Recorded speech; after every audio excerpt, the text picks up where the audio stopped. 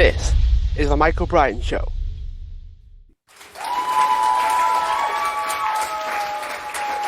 Hi everyone, welcome back to the show, and I'm joined by Debbie Spink, who's a holistic therapist and forest bathing guide. So we're discussing all things the outdoors today. Deb, thanks for coming on the show.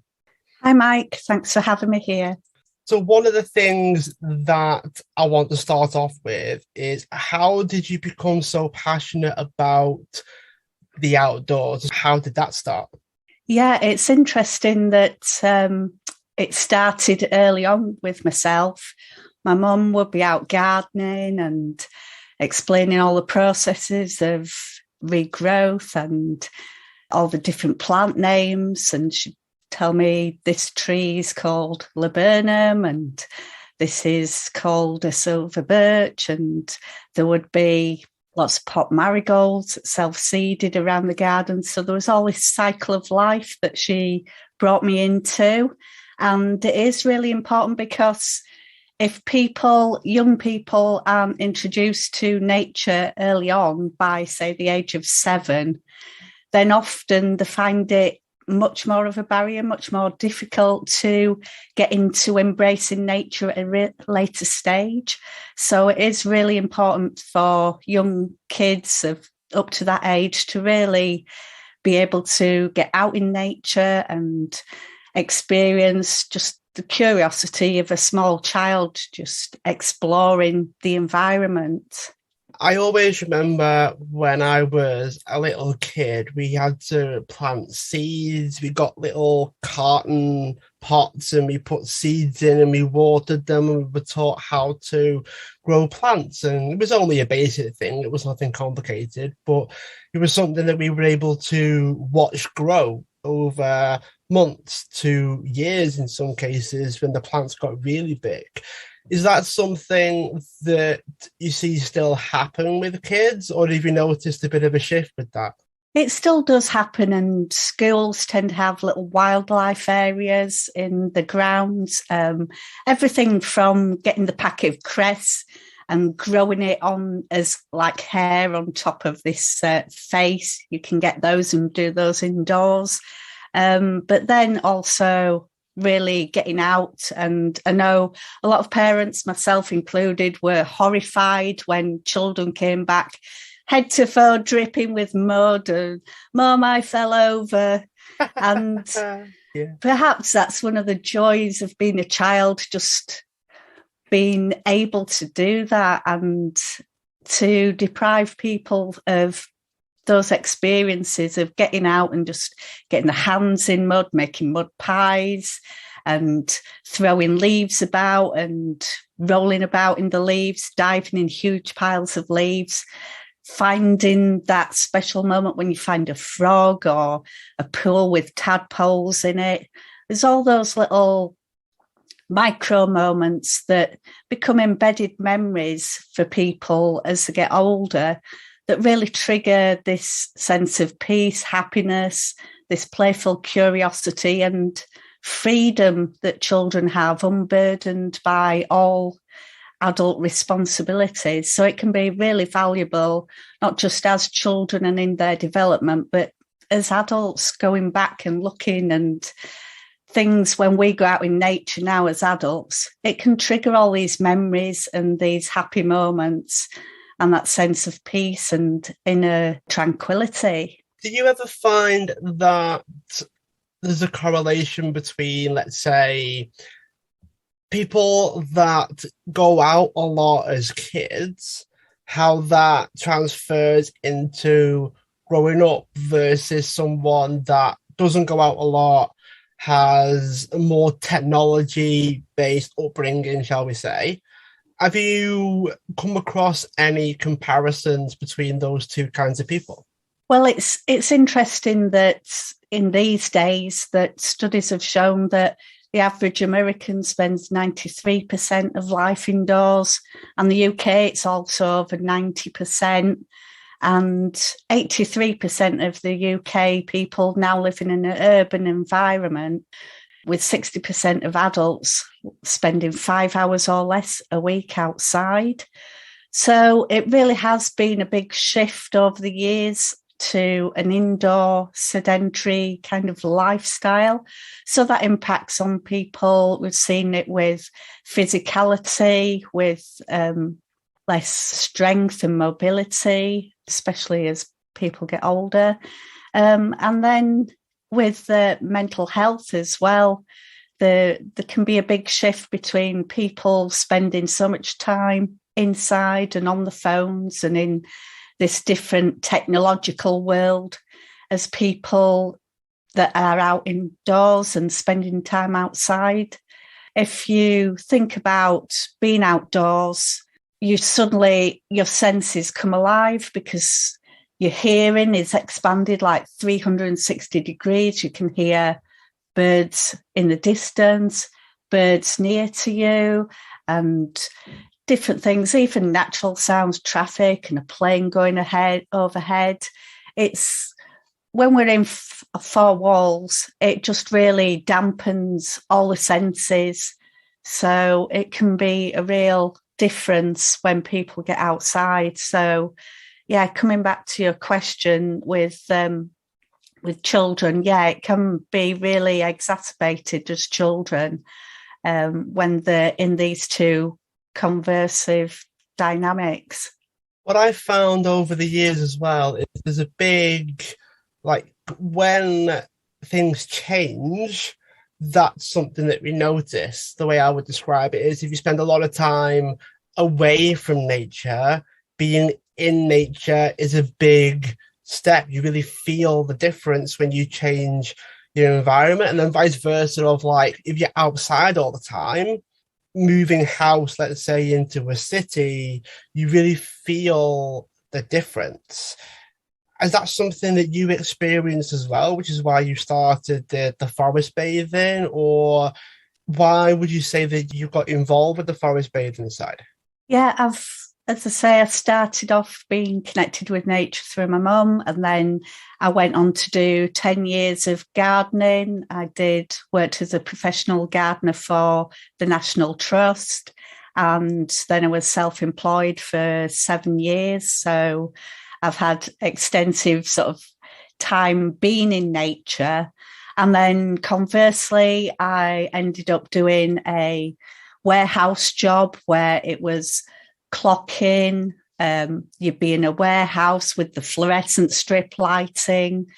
Then I used to like to try and get on the top floor, the fourth floor, because there was little perspex windows in the top floor where you could kind of see patches of natural light.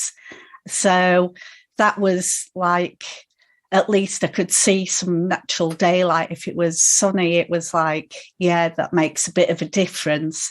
But yeah, really in that kind of environment, I really felt disconnected, and I used to dread going to work. So I have been in two kind of extreme environments with and without nature. So yeah, that really fueled me to really get back into nature, and that's where the forest bathing came in.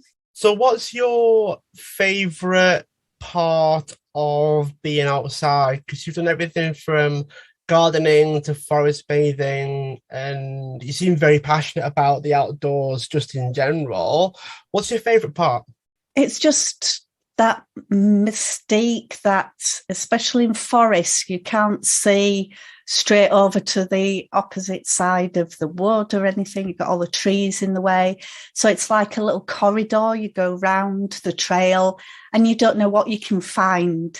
There could be toadstools on like dead logs. There could be deer that you come across. I've come across like a thrush that's got a snail and it's tapping it on a rock to expose the flesh so it can eat.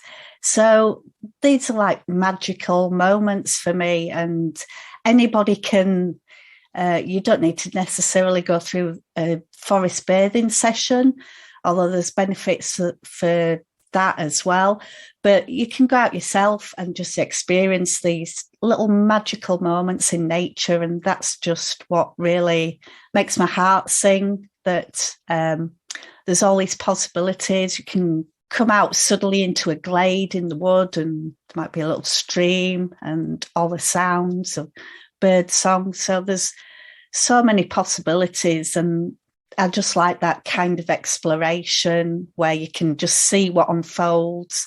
That's what I really wanted to a picture as well. That's what I associate with it. That's what I associate with being outside, experiencing nature. You've got to be able to be prepared to explore. You've got to be prepared to go out there, experience it, be present with what's going on. Because they're just doing their thing, aren't they? Plants are doing their thing, animals are just doing their thing. You're out there essentially observing it and trying to fully experience what's going on. Talk us through your first exposure to that. Talk us through, because if you're new to this, if you've got no idea what we're talking about, for someone out there, it's going to be their first time. It's going to be the first time really going, right, I'm going to go out for a couple of hours and I'm just going to be with nature. Talk people through what it was like for you and what could other people experience as well. Well, for myself, going out in nature has just been a constant throughout my life. So it's hard to pick out when that first moment was, but there's a picture of me about 4 years old, and I'm squatting over this little slug and just really taking in that moment.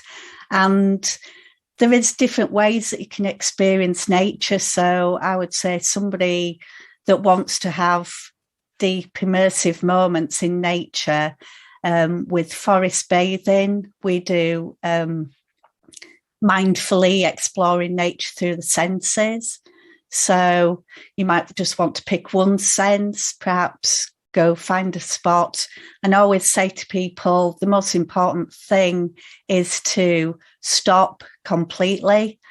Just stop and experience the moment, because when we're multitasking, even walking is like multitasking. If you're walking and listening or exploring, but to stop, you can feel the difference sometimes when you've been walking along at quite a pace and you stop.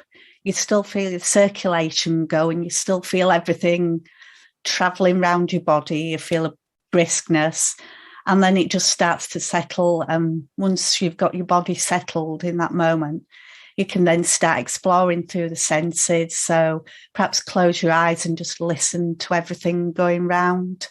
And then open your eyes, just taking the view from different angles and focus on the horizon, because quite often we're indoors, we're looking at a screen or we're looking at the TV, so we get limited depth of vision. So we don't experience that looking out to the horizon and stretching our eyes to that point of view. So it really is like exploring with the senses. And then I would say just sit with your emotions and whatever comes up and just feel that and reflect on them. So this is a process that I call stop, sense and sit. So we've had the stop completely, and then sense everything with each individual sense, the touch, sight, hearing, and then to sit with it and just sit with what comes up, because people can be triggered with different memories or emotions, because you're getting from the sympathetic fight or flight response to the parasympathetic mode, which is like rest and digest, and it can really open up things. If people suffer from trauma, then they can experience powerful emotions that come up, because it's the body's allowing the amygdala to be triggered. That's all memories and emotions. So it can be powerful. And if people do experience things that come up for them, sometimes when I'm leading forest bathing groups, people can become emotional. And that should pass. But if you really struggle with that and get worried about that, you can always see your GP, seek help, because it can be really profound, I've found.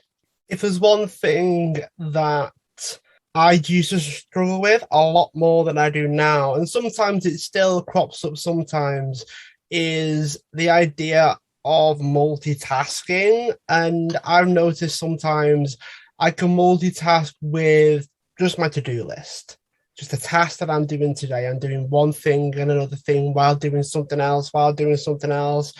And what I found is I can transfer over to feelings and emotions, that we're trying to multitask with our feelings and our thoughts, and we're trying to latch onto everything. We're trying to understand everything, but that can be quite dangerous, can't it? Like, you're trying to force yourself to notice everything. It almost overwhelms people quite a lot, doesn't it, if we try to do that? It can do. That's why, just starting off with a process, it can be useful just to hone in on one sense and explore with that. Forest bathing, we've found, is quite gentle. Gary Evans, the director and co-founder of the Forest Bathing Institute, has explored this in research and said that forest bathing is a very gentle entry point to deep relaxation for some of the most vulnerable people in society.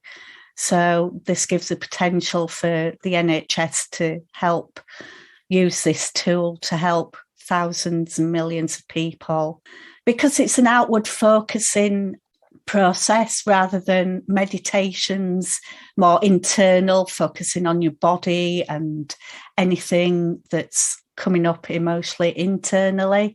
It can be a lot more easily accessible than to do forest bathing rather than the meditation process, which people, if they are suffering from mental health issues, can really be quite a confrontational process sometimes. But it is useful just to focus on being in the moment, on just experiencing what's there in front of you.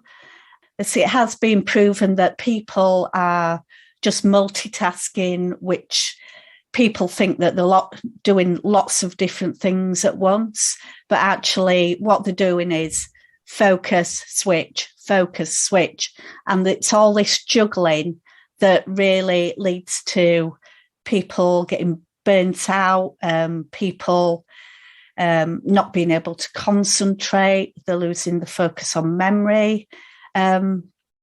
And Johan Hari, an expert in focus and attention, has explained that one of the leading neuroscientists, Professor Earl Miller, found that people can only actually focus on one thing at a time. If you think you're doing all this multitasking, it's actually you focus and refocus. So you're constantly switching. And this kind of rapid refocusing really stresses your mental bandwidth, and it can cause significant memory loss, and it can force more mistakes that we have to go back and correct. We get less creativity when we're filling our brains up with all this information and switching and having to deal with multiple things at once. It really has been established that there is this problem. In fact, Hewlett-Packard did a study on IQ level and had two groups doing a task, one that did a task uninterrupted, and the others were interrupted constantly with text and emails. And the uninterrupted group tested 10 points higher in IQ level than the interrupted group. And to give this perspective, people getting stoned, in the act of that, it causes the IQ to drop by 5 points. So in effect, you could actually get stoned and still be higher in IQ than somebody that's juggling dozens of different interruptions. Oh, wow. So neither of those options are ideal at all. So it's good to focus on one task. That's why a lot of experts in self-help will say just cut off all your technology, put your phone away and just concentrate on one task at once. I think the art of deep focus is getting lost. So bring it back to forest bathing. It's just great to be able to switch off everything and get into that moment and just really immerse yourself in nature. And people have come up with, they've just said, it's a totally new experience for me to experience nature in this way. It's really made me feel so peaceful. Some people have said they've been on different kinds of retreats and things, but it's taken them 2 or 3 days to get into the state of relaxation that it has on a 3-hour forest bathing session. So it really can help to get people feeling so much more relaxed. You mentioned meditation before, which made me think really that because it's so internal when you meditate, it's not a whole lot of external focus, unlike what you mentioned with the forest bathing side. Do you think that's where meditation struggles? Is people struggle to know that they're doing it right? They don't know if they're meditating correctly, or there's a sense of, because the start point is just noticing your thoughts and feelings, that it can almost feel too simple, where people struggle to really grasp it, like they can't wrap their head around it because they can't figure out why it's so simple and straightforward. Yeah, people can struggle with it on a few levels. Like you say, people fear that they don't do it correctly, but in fact, it's just been sitting with your body and experiencing, trying to quieten the mind, just trying to let things go. So it's not necessarily that you're not going to have thoughts and they're not going to come up, but it's just being awareness in the moment that, oh, there's a thought, and then just like a bubble, just let it go and drift off on the breeze. People think that they should be sat there and they should be in silence and there should be nothing coming up in the brain, but that's not the case at all. But also it's like a continuous process that builds on each session. So they've found in studies that the more that you practice, the more it correlates with the brain changing form and function. So there's less of the reactive response of like the reptilian brain, and there's more of the thoughtful, considerating prefrontal cortex action. So they found that in studies that these beneficial effects correlate with the amount of time that people spend doing the meditation process. But it is, people see things like enlightenment and think that that's the thing to aspire to, and it's a bit like studying for anything, where it, like saying getting a black belt in martial arts, spend all that time trying and hoping to progress to that thing. But actually you can just, it's about acceptance of where you are and what comes up, and just accepting that as the process. So it can take discipline and a lot of time to go through the meditation process, but it is worth it. There are plenty of benefits that have been shown through meditation as well. Do you ever find that it's the desire to be perfect with it, like the whole perfectionism, and then we get so judgmental of ourselves, don't we? If we don't do it perfectly, it gives us the chance to be negative to ourselves, doesn't it? If perfection is the aim, we never reach it. We end up beating ourselves up every day and meditating to justify being negative to ourselves all the time. How do you see a lot of the insecurities that people have, like perfectionism, judging ourselves, all those kinds of things? How does that play into someone's ability to meditate, to get outdoors more, to maybe attempt forest bathing? Because I found that people can stop doing these things because they've judged themselves harshly. They don't know if they're doing it, but it's based on a perfect picture of what it would look like. Talk us through all those things, and how would you help someone try desperately, Deb, desperately, to not get so wrapped up inside their own head with it all? Yeah, certainly. It's something that can be a problem, that negativity comes up because we feel we're not succeeding, and there's this ideal, this perfectionism. You see it on social media, Instagram and things, of the guru sat in the lotus position and meditating. You get these kinds of information, you think, well, I can only do 2 minutes, therefore I'm rubbish. So, but for those 2 minutes, you have succeeded.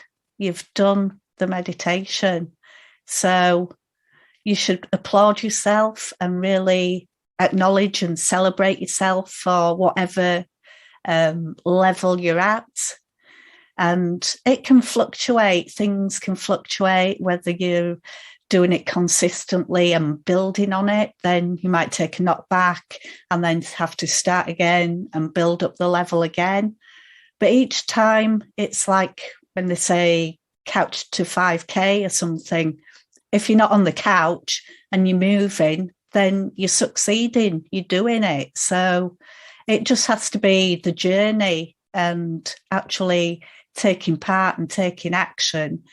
And if you celebrate every little action that you do and building on what you're actually doing rather than looking forwards and seeing a lack on what you're not doing, then you're going to feel so much better about it and better about yourself. One of the things that I'm curious about with meditating, forest bathing, all of the mindfulness and mental health elements is a lot of people struggle with measuring their progress. They struggle with how do they measure it? How do they know that they're on the right path? And my assumption is it's the length of time that you spend doing it. It's how many repetitions that you get of doing the thing that can make a difference. But I found people really struggle with monitoring progress and measuring all of the mindfulness activities, really. How would you suggest people go about doing that? Well, it can help to see what other people have experienced and see if there's any correlation to what you're doing. Awareness yourself about how you're feeling. If it's working for you, if you're feeling calmer because you've done 20-minute meditation practice every day, then it's working for you. So often you can compare to others, but you don't necessarily need to go outside of yourself. If you're self-aware of feeling benefit, then you don't really need to look any further. But if you do want to, there's options there to like participate in a group, like a group meditation or group forest bathing. When we do the forest bathing, it really opens up to other people's experiences. So we do group sharing circles, and it can really inspire people to say, oh, yeah, they saw this in this exercise. This came up for them, and really expands your own awareness and possibility of what can occur and what can happen as well. So it can really feed off each other's different experiences, which brings a more well-rounded and profound effect for everybody in the session. What it does bring up for me, Deb, is this idea of, especially with the sharing circles that you mentioned, is it helps you understand that everyone has a different experience. So let's say there's 10 people, they're going through the observations and exercises, the breathing, the meditating, whatever the case is. And then when you share in a group, just that understanding of, hey, they did the same thing as me, but they've had a completely different experience and takeaway than I would have, or I have had. Speak to that a little bit in terms of when we go into our general daily life, knowing that other people have different experiences than you can be very profound just day to day, like especially with social media, the way that people live. Some people have this assumption that how I experience life is how everybody else experiences life, and I would never do what they're doing, given I'm supposed to have the same life experience as they have. Sometimes just that flip of the coin into, hey, everyone has a different experience of life than you do. How can they possibly think, say, feel the same as you, and therefore their actions would be different? So talk to us a little bit, Deb, about how the experiences in something like meditation, forest bathing, mindfulness type activities, how do they transition into daily life? I hear a lot that you meditate to get better at life, not get better at meditation. So how does that fit in with improving people and getting better just as a person? It really is down to each person's individual experiences and what they bring to the table, what comes up for them.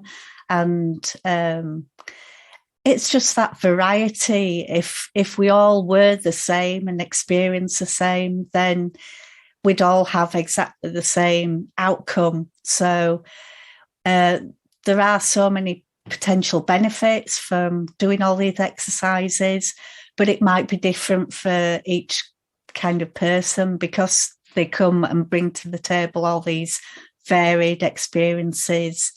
With forest bathing, I've had people say it reminds me from being back in childhood and playing in the forest, playing with leaves and really getting down and dirty in nature, as it were. And these are people in like the 40s, and they've just never actually climbed a tree. So it really can be so profound for them, the difference. And people come into it from different points of view, and people therefore get different effects, which can all affect them in very different and very positive ways. Not always positives, as I say, but sometimes it can trigger things. But yeah, generally people find it very relaxing and very positive. What would you say has been some of the more profound effects? Have you ever had someone change within the session? Can it happen that quickly when people start to shift their mindset and in some cases their mental health? Yeah, well, first of all, I guess there are people that are growing up in urban environments with maybe parents that didn't go out and engage in nature. So it's not something that's they're brought up with in the family. And if they've got a different focus in life, then that can just compound that they never actually engaged to that level.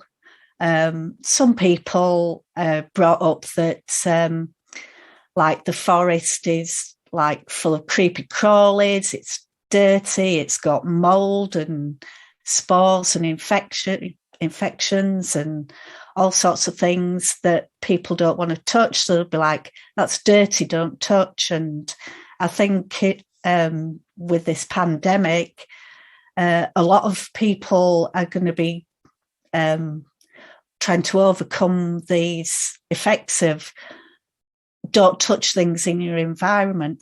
They're dirty, they're infected.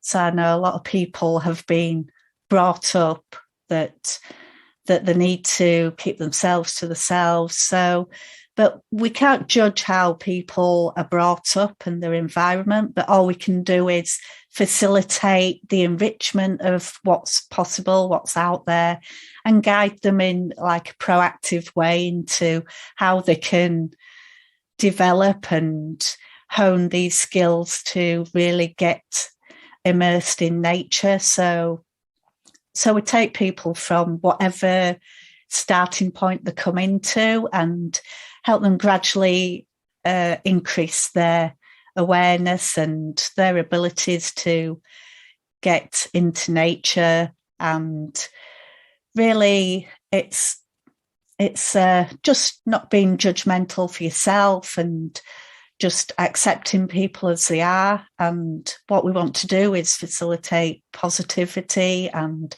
looking forward to broadening horizons and accepting people as they are, and really helping people to accomplish feeling more fulfilled through nature, feeling more at peace, more tranquility, or that they've had an experience that maybe has been enlightening or profound.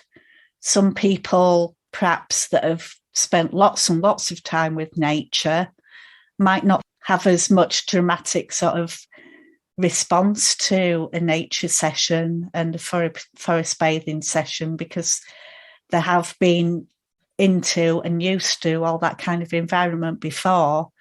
But then there's always the opportunity with those people to harness that even further and go deeper and deeper into a session and really get absolutely immersed in nature. So that's the focus on what the sessions come about with. So how can people listening start this process of being immersed in nature a lot more, trying to detach a little bit from technology, smartphones, screens, computers, even smartwatches at the moment? You know, everyone's obsessed with their smartwatches. How would you suggest people gradually start that transition? Have you got like a top 3 or top 5 suggestions for people to try to integrate the outdoors a lot more and try to put down their technology and devices? Yeah, there's a pyramid of sort of effects that you can do. So day to day, you might just do 10 minutes engaging in nature. Then once a week, you might do an hour's walk, perhaps. If you can do that maybe once a month or once a fortnight, to do like say a 2 or 3 hour forest bathing session or a walk in nature for that long. And then maybe once a month or once every couple of months, spend 2 or 3 days out in nature, maybe a camping weekend or a little cottage that's straight out into nature. So you can build on what you can do daily as to what you can do weekly, and then have a focus fortnightly, monthly, and then those one-offs. And with forest bathing, we've found that a 2 or 3 hour forest bathing session will bring benefits for up to 2 weeks thereafter. So benefits can be everything from, as well as being helpful for stress and relaxation, it can help with lowering blood pressure. In fact, it evens up blood pressure. So if you've got high blood pressure, being out in the forest can bring it down. And wherever you've got low blood pressure, it can help bring the levels back up to an acceptable level. So there's no pill in like pharmaceuticals that can simultaneously do that and balance it out. It's also, being in the forest can help with boosting immunity and helping with boosting natural killer T cell levels. There's so many more benefits that really help with helping with memory and memory loss and concentration, focus, all those kind of things. And this works because the forest is emitting phytoncides, which are like compound chemicals emitted from the leaves. And the plants do this in nature just to help fight off pests and diseases. They're quite antibacterial, antimicrobial. And these chemicals filter down through the atmosphere in the leaves, and we breathe them in when we're in the forest air. Also, the plants are producing oxygen as a byproduct of the photosynthesis, where they make the food in the leaves. So this higher oxygen level makes sure that the air's a bit purer.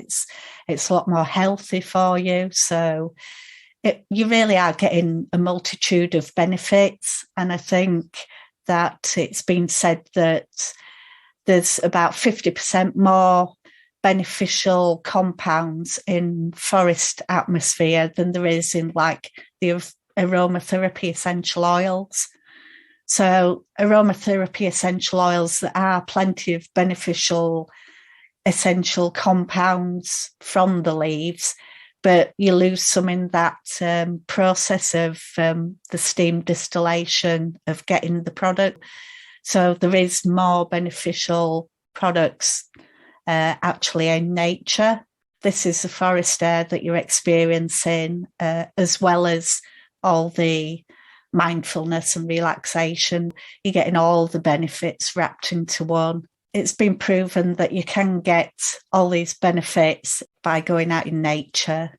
One of the things that I did want to touch on is the impact of the world famous pandemic that we're in right now. The thing that everyone's obsessed with at the minute is the pandemic, how it's affecting everybody, the long-term effects, and I'm really curious about how we can mitigate some of the downsides.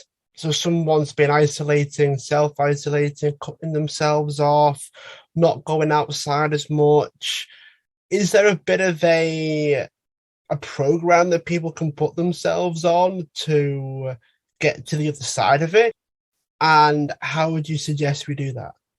Yeah, there certainly has been profound effects, and I know I've been isolating recently to it's often enforced isolation, meaning you're not allowed to leave the house if you've got COVID. So people can be for 2 or 3 weeks at a time, not being able to get out, not being able to do things that normally do. And it does impact you. You do feel trapped.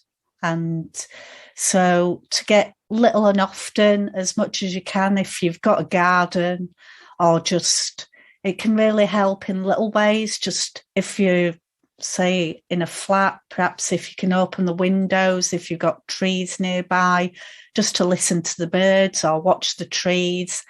It's been shown that in like hospital recovery rates, that people that are in hospital that have a window that looks out onto trees and nature, they get better recovery rates than people that are looking out over a car park or brick walls and things.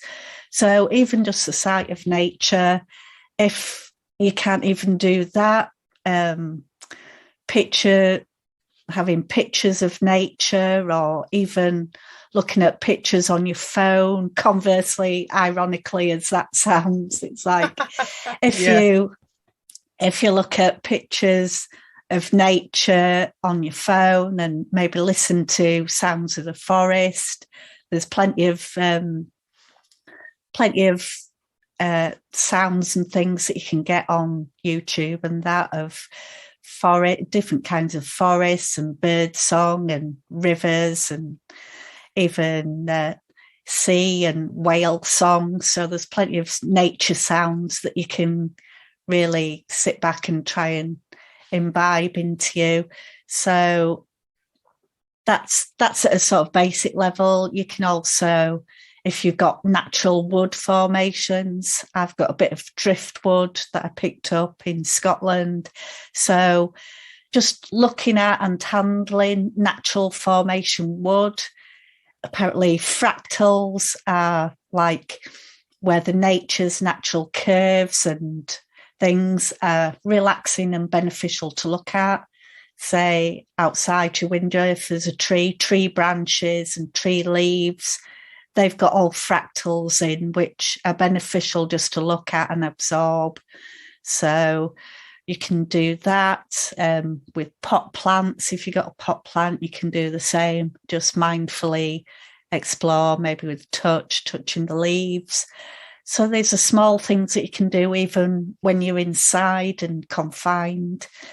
If you can get out a ways, if you're feeling anxious about going outside after you've been inside for a long while, then just explore as far as you feel comfortable, maybe perhaps out in the garden first, maybe then go for a short walk. If you can get out into the countryside, it's better than walking in an urban environment, but you might want to just go for a park walk. Perhaps if it's the weather's amenable, you might want to find a nice tree and sit under it, study that for a while. So these are similar things that you can do to the forest bathing session. I think it's important to share things like this because especially in a world where some people are cut off generally, maybe they live in a city and it's so difficult for them to experience the outdoors as much as they would like.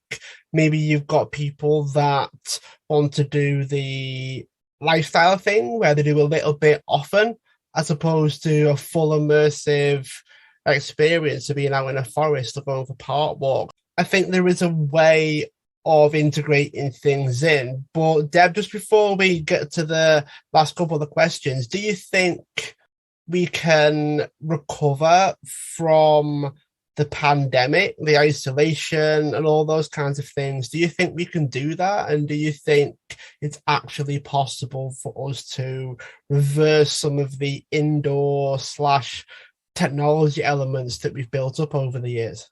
I think it's certainly doable. And I think a lot of people have been out in nature during the pandemic.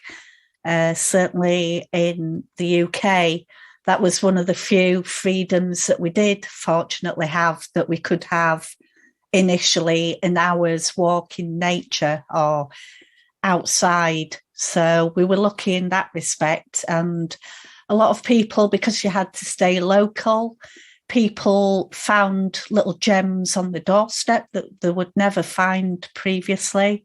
I know I found